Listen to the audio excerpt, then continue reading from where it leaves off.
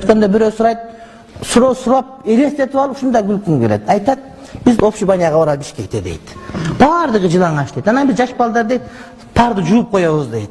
Жуусак аксакалдар тизилип туруп бизге пата берет деп айт. Ушинтип кол көтөрүп турганда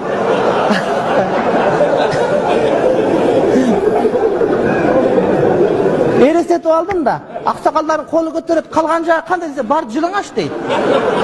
Анан мен ала төрдө турат дейт. Мен айттым, алиги немелер дагы ачык десем ачык дейт. Мен айттым, кантип пата берет? Ал пата бербей кайра жапса экенмин деп дедим. Астагфирулла.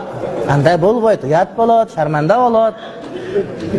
Мончого барганда ал эмес, үйдө жалгыз жуунганда деле жып жылаңаш жуунган адепсиздик негизи.